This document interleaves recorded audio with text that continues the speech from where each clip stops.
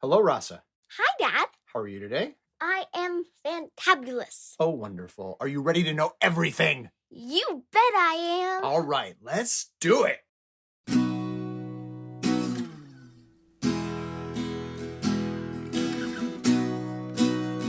Today, I want to share with you a simple test for taking the temperature of your entire life. Whoa. What in the world are you talking about? As you grow older, two things happen. One, you have more freedom. Two, you have more concern. By freedom, I mean you can kind of sort of do what you want. You can get a job, you can get married, you can travel or not. People pretend it has to be this way or that way, but it's pretty much up to you. You're free. Yay! Alongside that, though, can come this big concern. Am I doing the right thing? Am I doing it the right way? This is my one wild and precious life. Am I making the right choices? Is it going to be okay? Is it? That's where my simple test comes in. I call it the Tuesday 10 a.m. test. The idea is this: big sweeps and changes in our lives take years to happen. We can fret and worry, but we can't feel that kind of scope. It's too long. The longest we can feel one feeling is about 1 hour in a row. We live in days. So the way to check, is my life okay, is to pick the most normal, boring day at the most normal, boring time. Tuesday, 10 a.m. Whatever you're doing on Tuesdays at 10 a.m. is the best stand-in we have for what your life is really like. It is? Well, think about it. Are you cooking, singing, biking, or learning geometry? Are you answering email, painting a portrait, petting a kitten? Or just going to sleep? Are you alone? Are you with people? Are you inside? Are you outside? Are you productive? Are you slacking? Are you busy? Are you bored? Are you happy or sad? Whatever the answer you find is, ask, is that working for you? Or do you want it to be different? And if so, how? The idea is, if you're worried, don't try to blow up and rearrange your entire life. Start in that moment. Ask, what does my Tuesday at 10 a.m. look like? Can I make that one time slot as awesome as possible? Well, probably not, because I'm at school. I don't really have much choice. You're a kid.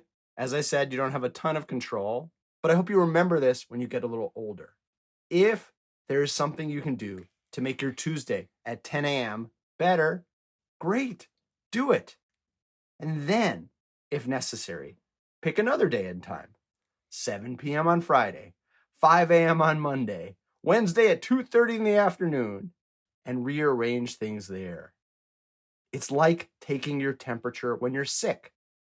You don't rub the thermometer across your entire body. You stick it under your tongue. You take the temperature of one place and you work on that first. And I believe that Tuesday at 10 a.m. is the best first temperature taking spot for seeing your life as happy as it can be. Okay, I'll remember that. Take the Tuesday, 10 a.m. entire life temperature check. Yes. It's more than just good advice. It's a tongue twister, too.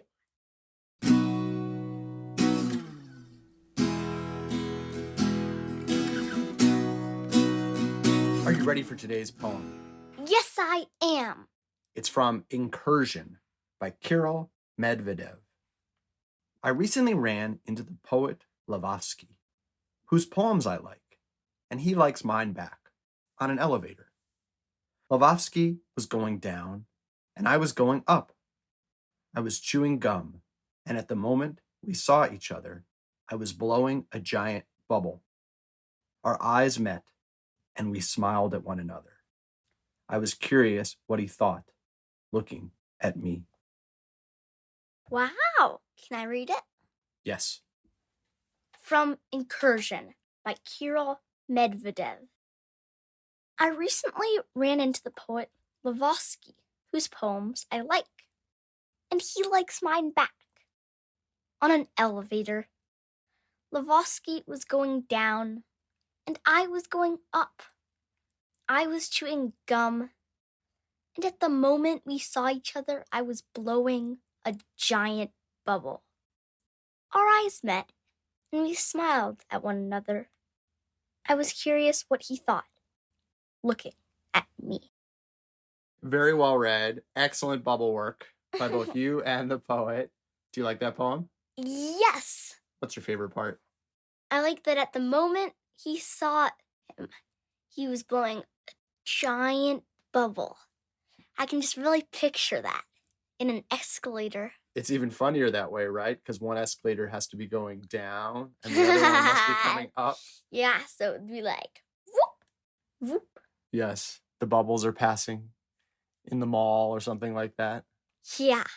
The title of this poem is Incursion. Do you know what an incursion is? No, what is it?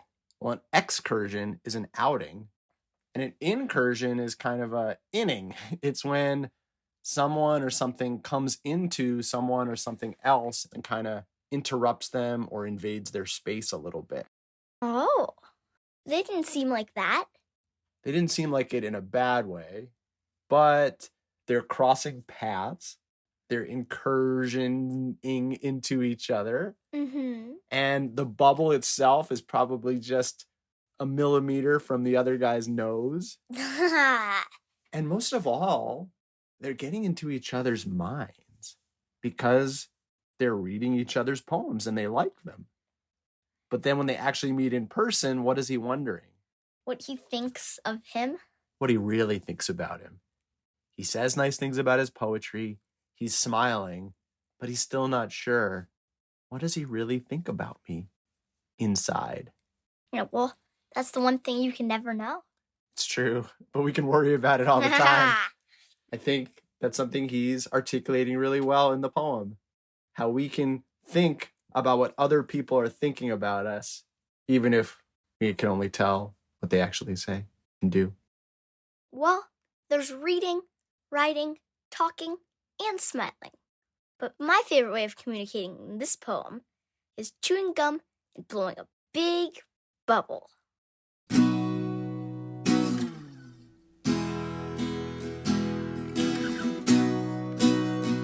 Last segment of the show. Do you have a vexing question for me? Yes, we got another vexing question from Hopkinton, Massachusetts. This is from a student named Nick, and his vexing question is, why are some people afraid of spiders? Ooh, creepy, crawly. I'll research it and get back to you and Nick soon. Sounds good.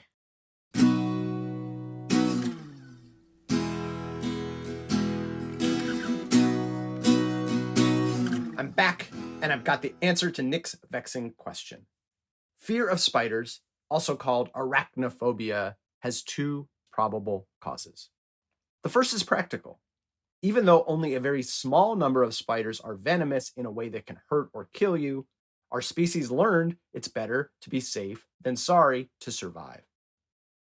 The second theory is we're afraid of spiders because we're taught to be. Our friends, parents, books, and shows tell us spiders are dangerous. Their friends, parents, books, and shows told them the same thing, and so on, all the way back in time, whether or not it's really true. People whose fear of spiders is so extreme that it's taking over their lives can be treated in several ways. One is by being led to relax and then introduced to safe spiders, one by one, in your hand, on your shoulder, maybe even by your cheek, until you're comfortable hanging out side by side. Another is to just visualize or imagine yourself encountering a spider and getting more comfortable from there. In one study, Israeli scientists showed people a 7-second scene from a Spider-Man movie and found that reduced their arachnophobia by 20%. Wow! If I tell you I'm scared of witches and wizards, Can I watch all the Harry Potter movies again? Sure, Yes! for 7 seconds each. Aww. You Must Know Everything is produced by me, Jeremy Smith, and her, Rasa Smith, with awesome music by Furniture. Learn more and submit your own vexing questions at our website, youmustknoweverything.com. Subscribe via Apple Podcasts, Android, Spotify, or however you like to listen, and hear dozens of previous episodes for free. Please rate, review, and share the show with friends. And please join us next time for everything you need to know.